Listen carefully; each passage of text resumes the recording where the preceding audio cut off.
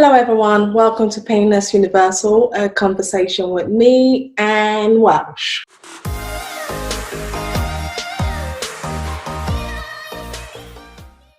Today's topic is very serious because this is a young lady. She has overcome pain as well, like myself. And what fascinates me, she's also one that's into fashion. You know, when you going through whatever her pain, you don't expect her to also love fashion, but she's so passionate about it that she also has a fashion brand. Meet Barbara. Well, hello everyone. We have Barbara here, like I said, and I'm super excited. So she's joining us here. Hi, Barbara. How are you? I'm good. I'm so excited to be joining you and finally meeting you face to face. I know. We've talked about meeting up and having this dialogue, having this conversation, because you and I have such similar stories. But we just never had made time to do it, which is I hope after this whole pandemic, everyone realized and reflect about the importance of making time. Yes. It's just so important because it just nothing beats making time. Yes. How are you? Before we start, I wanted you to kind of tell us a little bit about your story. Who is Barbara? That the exotic, very stylish, fashionable, but we'll go into that later. But who are you? And people who don't know who you are. So that's such a like my background, or a little bit about your background. Where are you from originally? Okay.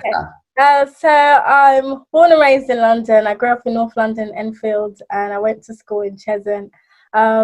I suffer from sickle cell anemia. I got diagnosed actually when I was about 4, so it was a late diagnosis. That's slightly much later than I was. Late, it's a funny story. I have to get it right. It was either till I was 2 or till I was 4, but apparently I was breastfed for a longer period of time. So I think it was something embarrassing till I was about either 2 or 4. It was something that it's not a usual age. And when my mum kind of feels that maybe that was the reason why I didn't get it. And that's it's kind of weird. But so at first, I started going to hospital, I guess, from 5. And then to about 8. And then after that at 8. So we used to do Bible study a lot as a family. And so when I got diagnosed and talked about sickle cell, I learned to pray about it. And my mom told me about a specific time when I got up during Bible study and I prayed about God for healing.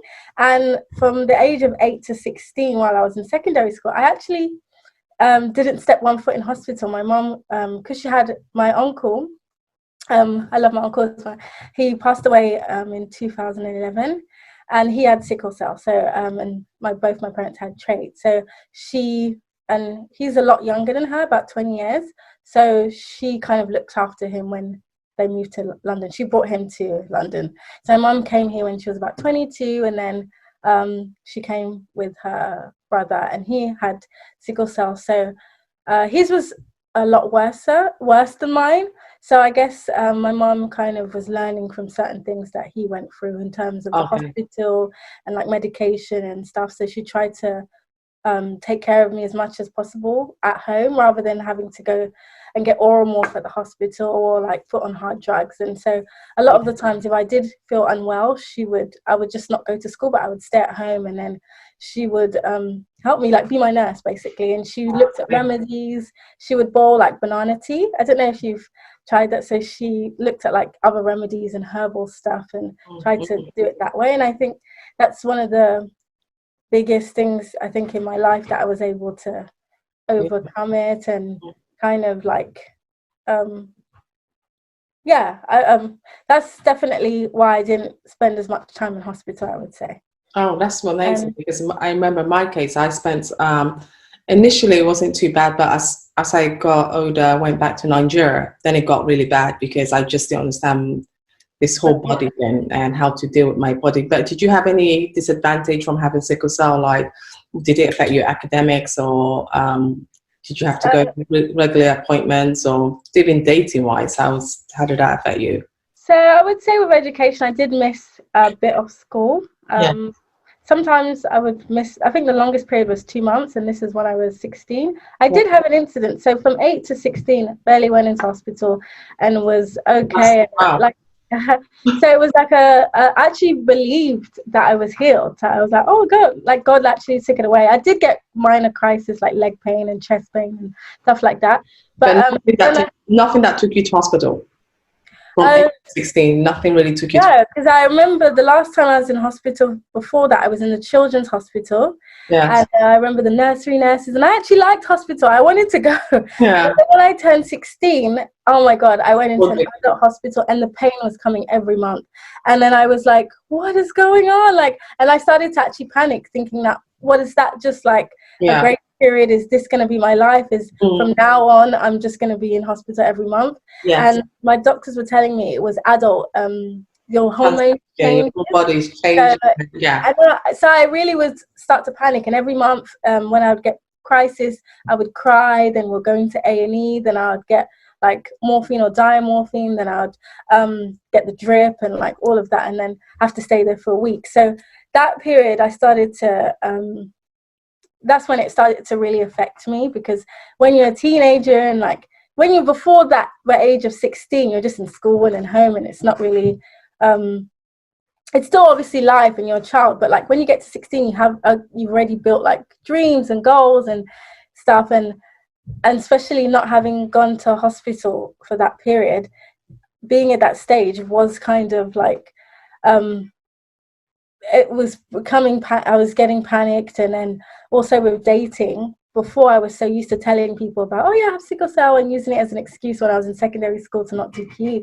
But then after, I think I dated one person, and I told him like it was nothing, and he was a bit like, oh, like what is that, like cancer or something? Like his reaction was just a bit like, and then after that kind of made me feel like, oh my God, is it a bad thing? Is it like something? So I think that stage was where it kind of got like, oh, and then I started to step back and try and that's when my faith got a bit stronger with God. I remember when I would cry every time, my sister and my family are really supportive, but they also have like a tough love thing. So they're very supportive, they're very loving, but they also have a don't cry, take your medication, like, and instead of like crying and like starting to feel sorry for myself, I was like, okay, let me calm down, because when I cry, the pain gets worse because my emotions are going higher, and then I'm like crying and hysterically and I'm in pain. And she's like, calm down, you have the Oromorph, take it, relax, put something on TV, I'll talk with you, and like trying that. And that really helped with like getting over that, the hormonal period. I do have a thing still till today that every time it's around that time of the month that I'm at risk. So that time of the month I make sure not to, like if someone invites me to go out or something and it's cold or something, I would rather just decline and be like, oh, next week we can do something. And if it's winter, try to stay at home during that period and do extra things to take care of myself. So in general, I'm actually very careful. Like I never go anywhere without a cardigan. Even in summer, I'm like, you never know, like the weather could change. So I'm like literally, I was always the person carrying heavy jackets, and people are like, why have you got a jacket with you? And I'm like, you don't know, like I can switch. And I've been in situations where I went to cinema with a friend, I was completely fine, the next minute I had back pain and I'm crying, and she's shocked, like what happened? You were just fine. So I'm always like extra cautious, and just like there's certain things that I couldn't wear or do, and I know that, and I think that's important to just know your limits and your strengths. And knowing your limits doesn't mean you're limited. It's more just like, for example, when I used to swimming at school. Every time I went to a swimming pool, indoor swimming pool, I would have a crisis. Like even between, so the 8 and 16, even that like swimming pool was like off limits. So when I got older and I would go to like a beach or something, and it's a learning process. You notice stuff about your body. I notice if I'm in a hot country and I go to a beach, I'm fine. But if it's in London and it's a cold country and I go to a swimming pool, my body doesn't. So I've realized that hot climates help me better. When I'm in a warmer climate, I have less aches, pains and crisis and stuff. And that just when I'm in London, I have to extra warm up. Swimming pools are not something I do just because of that experience. So it's just learning. It's a learning No, I honestly, I really find that fascinating because it's so similar what you've just said. Right, really, I look back and I think, wow, I went through the exact same thing, especially with relationship. I felt it was normal to tell people because I just felt that's the only way of being safe. It's best if you tell them, because why let them find out when it's all of a sudden so bad? I did that mistake.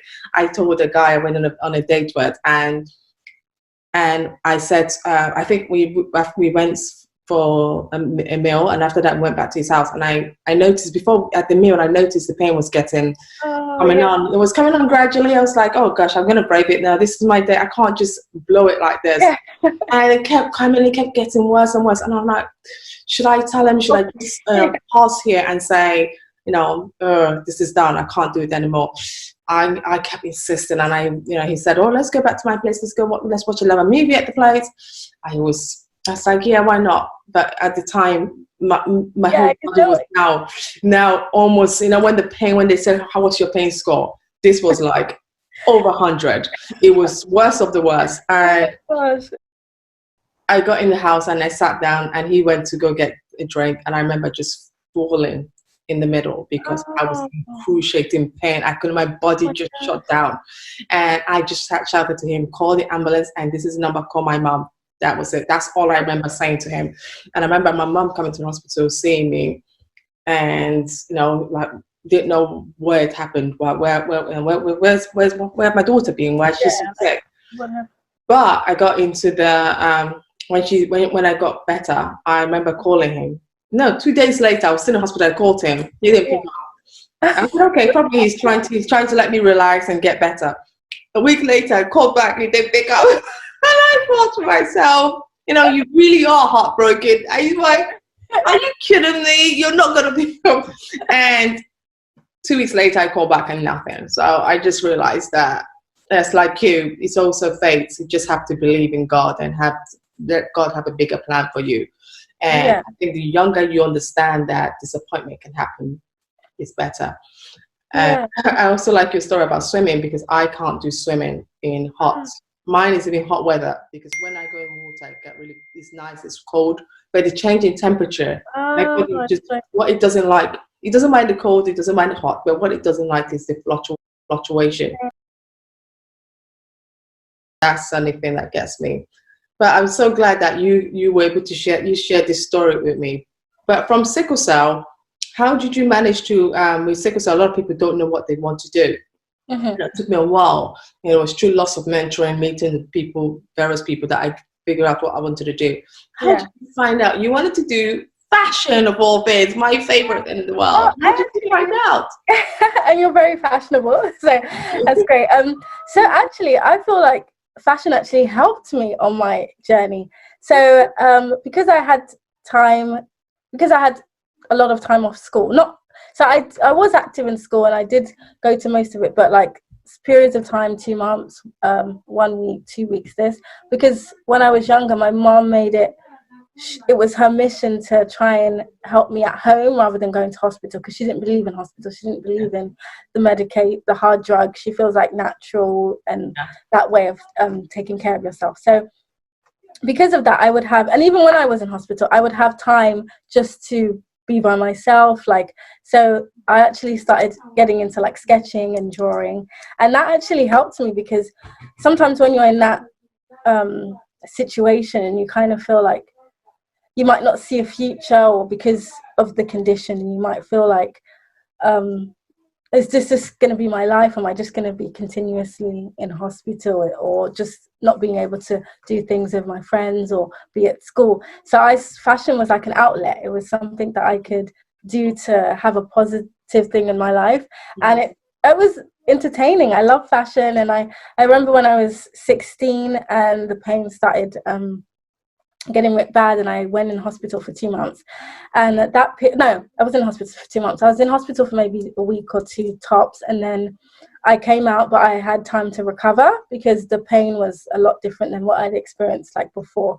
So I had time to recover, and during that period of recovery, I was able to, so when you first come out of hospital and you're in bed and you're really like, your body's like, you feel like you have no energy. And then and then your still, my mom or my sister will help me. And then after a week or so, I got back to normal a little bit, but still wasn't ready to go back to school.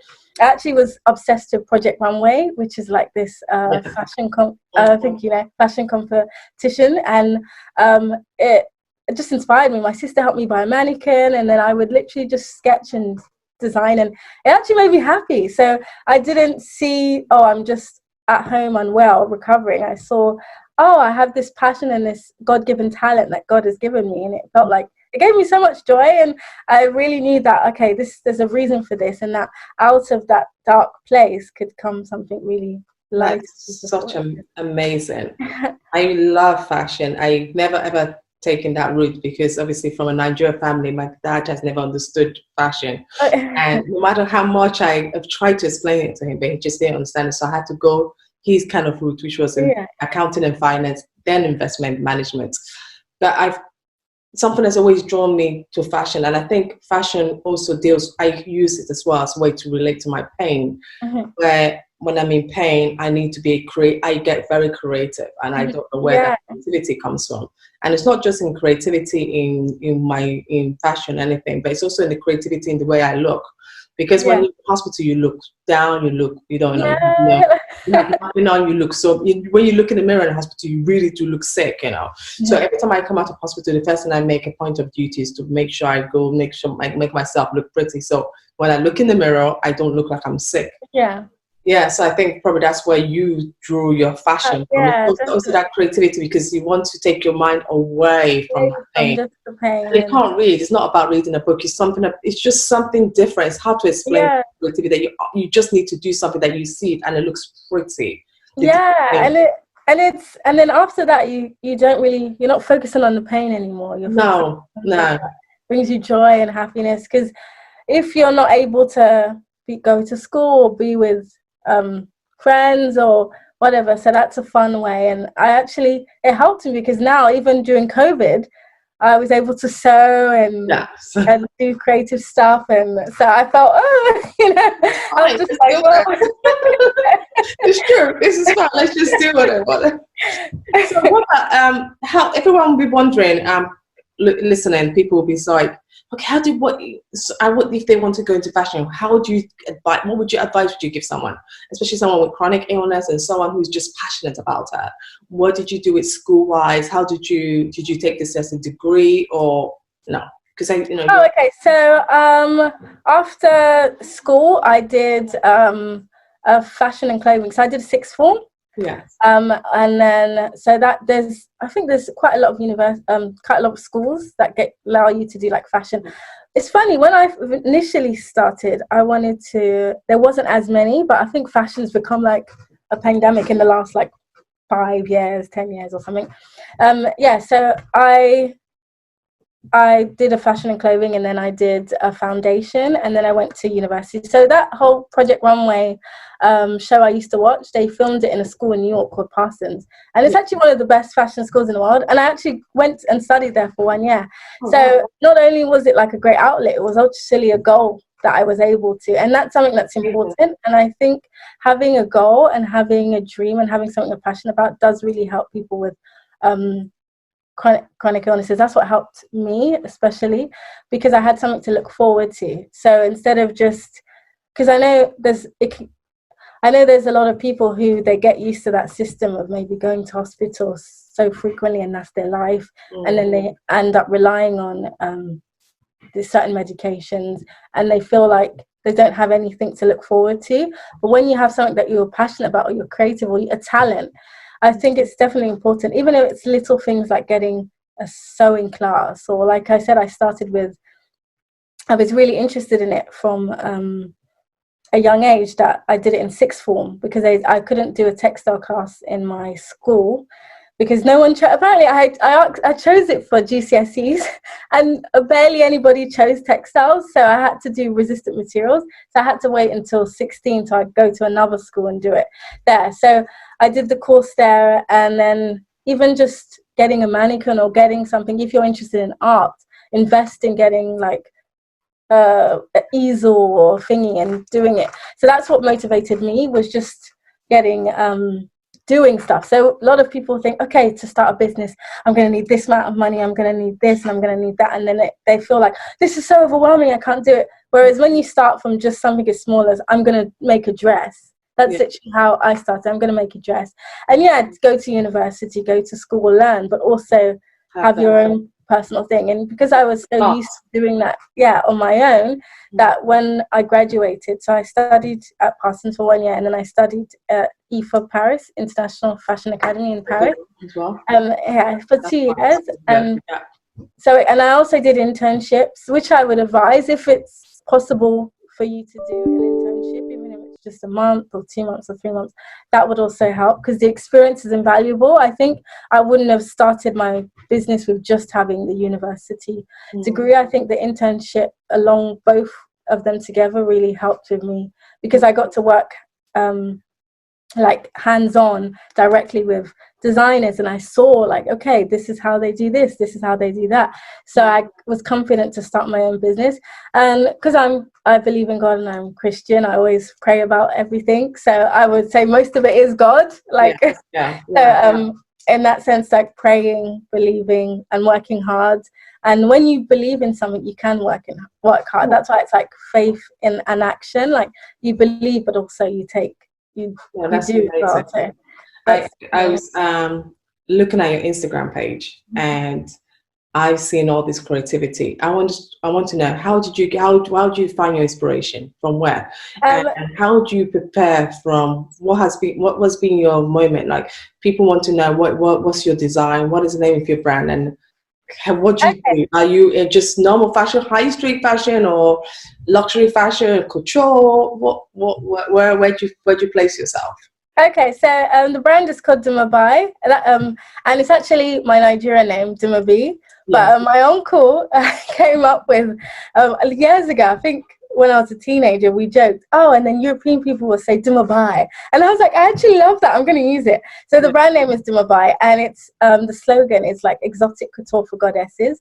So a lot of my inspiration does come from the African and Nigerian heritage, and then I also love like Renaissance art and paintings, and like I'm really passionate. I did a lot of art courses as well as in A levels, and also at my university in New York, they were like, it's an art school and they do fashion. So they were big on like art and stuff. So I really love that. So you always get inspiration from like Renaissance art that actually have references with like God, and like, because a lot of the Renaissance artists did paint about like God and all of that stuff. So, and then I also mixed that with like Western silhouettes. So it kind of a fusion of everything. And I think that it's nice because even though there's like different cultures in it, it kind of brings together. And it's evening wear gowns. I also do wedding dresses, cocktail dresses.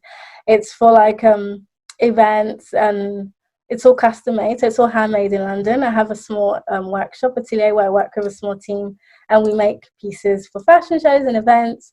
And so I'm hoping, I think slow fashion is really important.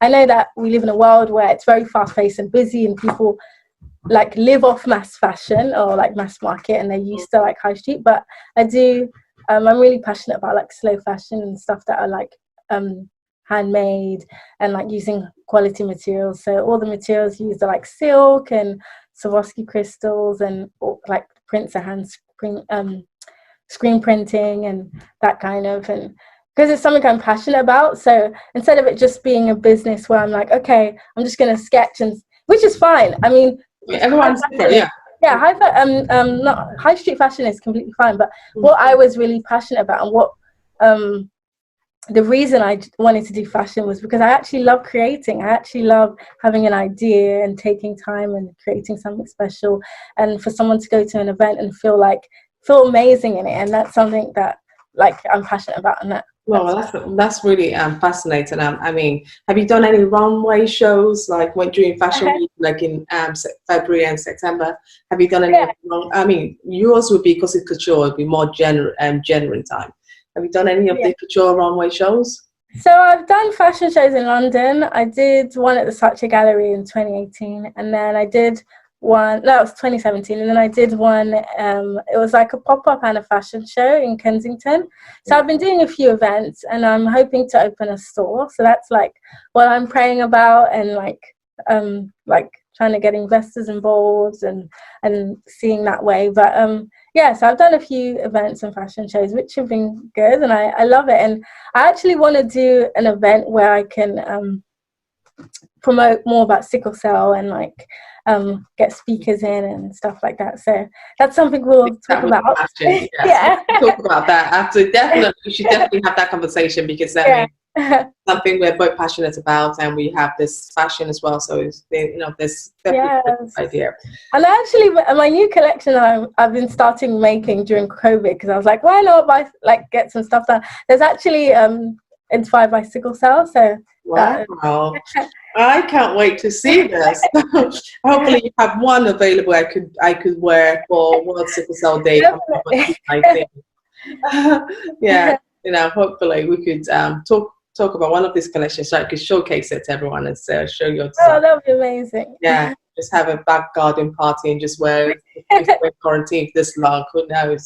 Yeah. Yeah, I'll be excited to see your sickle cell inspiration sickle cell project. Yeah, man, I don't know if you saw, there was one with Beyonce. She was wearing I think she went for the sport event, and she was wearing something. We had sickle cell logo all over it. Oh, I haven't seen that. I have to look at it. That made the headline. Yes. Oh my God. Yes. That's something you should think about. Yeah, that was really big, and I love sickle cell houses around the world. We're all focused on that. I said, oh, Beyonce, she's trying to advocate. Yeah, which is good. Yeah. So that was, even though she didn't say anything publicly about it, but the dress book. You didn't need to say anything else. You just need to wear that dress. Yeah. Also, on a final note, I just wanted to ask, because you know this platform is all about overcoming pain and your struggles, and how you found joy along the way.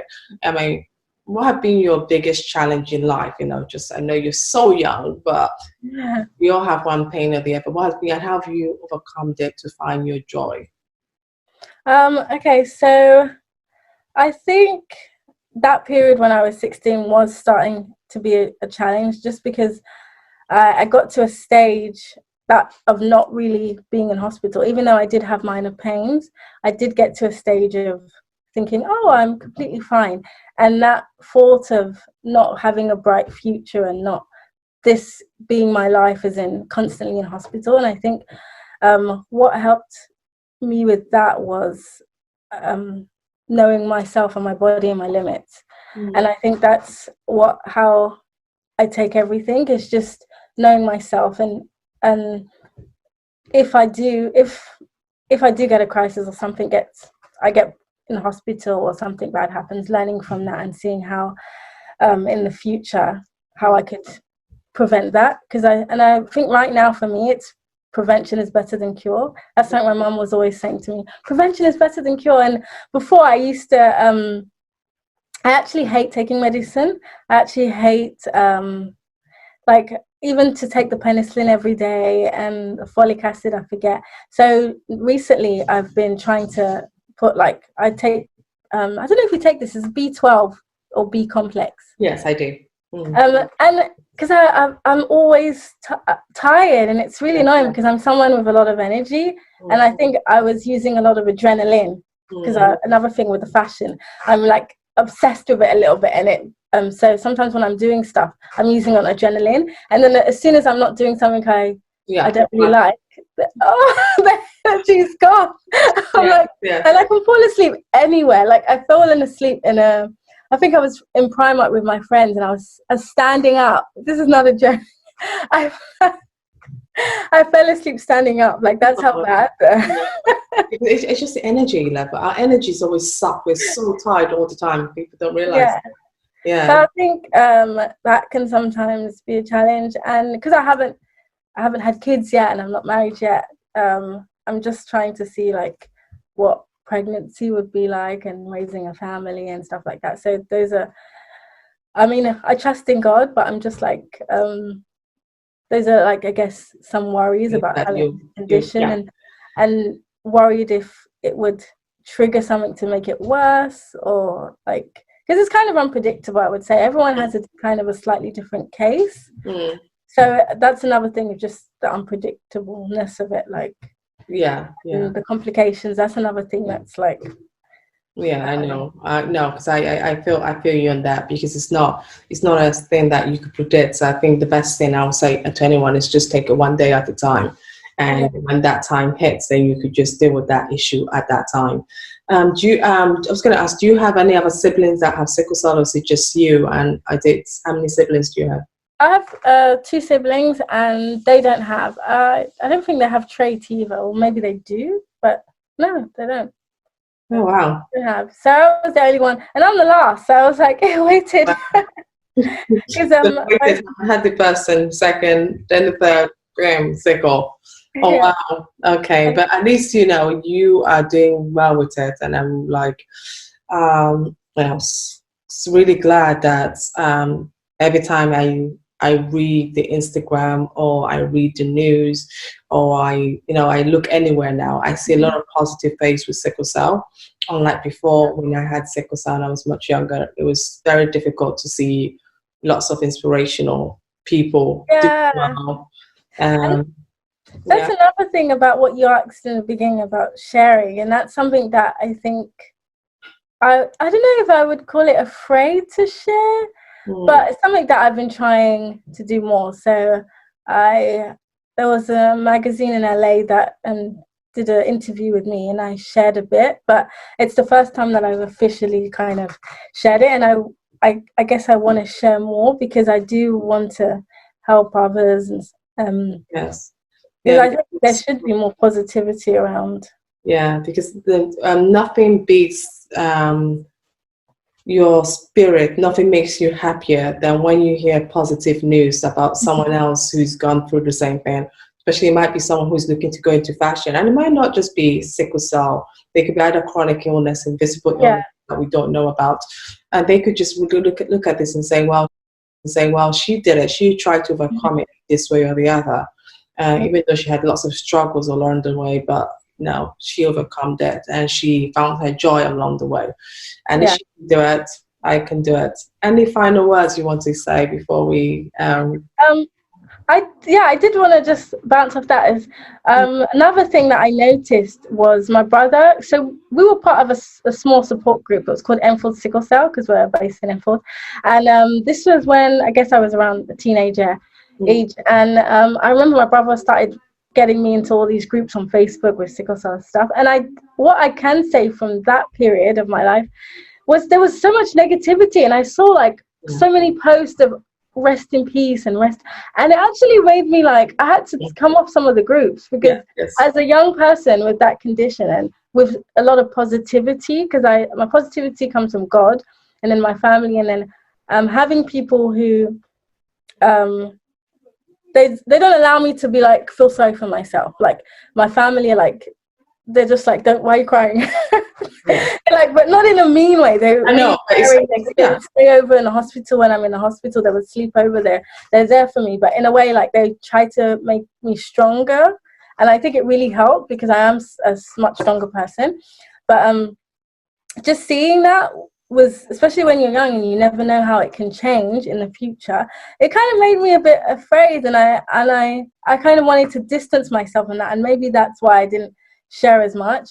But I feel like it's better to be positive, and to be positive in a way. I've been through certain things, but because I know it's difficult to tell someone to be positive, but their case is a bit worse, like it's worse than yours, or something like that, and you don't want to come across like patronizing, or so that's what I think I've always been afraid of, is like, so now I know it's just, so that's basically what I think you're right, because you don't know how far to take it, and then someone gets upset and say, "My God, how do you know? You don't know." Because I was like that when I was much younger. If someone came to me and said, "Oh, why are you complaining? You should see the bright side." I'll be like, "Are you kidding me? Look at the pain in front. You're telling me to see the bright side. What bright side can I see here? It's all I could see is darkness of me being ill." But as I got older, I started appreciating people telling me that, because that got me out of the dark hole I was stuck in. It made me see things in a different light. And also, I think with your story, you're not telling it in a way that's okay, look at me, I'm doing this. You're telling it in a way that, look, I've had my challenges. I had this from my 16 onwards. It was struggle, but I found ways to overcome it. And if you want to take this advice, it might help you in one way or the other, because even talking to you, I've learned one or two things that I could easily input into my own life. So I think it's always nice when we share our stories. Oh, Barbara, thank you so much. You've been amazing, and I've enjoyed every part of this conversation. I know I got you last minute, but I'm so glad you were able to fit me in.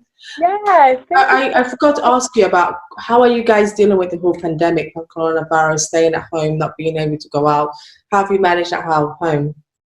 So I'm keeping positive. Like there was a point when I got that letter, because I know yes, you'll get the letter and the text. Yes. I did start becoming like, stay away from me, because I'm at home with my mom, and my sister's also here because she was about to go back to, she lives in LA, but she couldn't, and actually good, because it's better for her to be with the family during this situation. But I did at one point was like taking it so serious from the letter, like I can't be close to you, and I can't go outside, and then yeah. And I started watching the news and getting panicky, like, oh my God, people have high risk. And then I think my family, they have such big faith in God that they're like, it's not our portion. Like, we're praying. This is not like, as long as like stay indoors, like I go for walks. I try to be active a bit more, and just like knowing that God has plans for us. The only thing that is really sad for me is just like seeing the news and seeing that so many people are being affected. Yeah. But just trying not to take it as like praying for everyone, and not taking it in a sense that I should start to be like worried and scared and allow fear to come in. Yes. So instead I just like with creativity, I stay active with like sewing and working on the business and just looking at future plans and knowing, and I'm praying, and I'm just hoping that everything gets back to normal. I think I know they're saying next month that everything is opening, and I'm like, I like to go out, I'm very sociable, but I'm just I'm not rushing into it. I think I'm gonna stay in for I think I'm not rushing too much into that. I'm just gonna take my time and absorb how things react, probably a month, and then I'll start going out. But I'm not in any rush to start going out to places, to crowds. No, not now. Yeah. Well, thank you so much, Barbara, for talking to me and sharing your story. I really appreciate it. And yes, thank you so much for having me. Thank you so much, and you're a big inspiration. That's why I contacted you. Thank you. You can thank you. All right, you can stay on. I will edit this bit out. Okay. Well, thank you so much. Thanks. I'm glad you could make it. Remember, we said 7, and I mean it was meant to be Saturday, and so glad you could shift your thing around and have this conversation today. Get this over and done with. Yeah, when you mentioned it, I was like, this is amazing. I would love to finally like meet and speak with you. And because I was planning to do a big event on June 19th, but with everything going on now, I can't really do it. So I thought, okay, why not reach out to people and still have that dialogue with them and just put it on a YouTube platform and see what happens. It's amazing. Like all that you do is incredible. Like you're so inspiring, and I got my thing, by the way.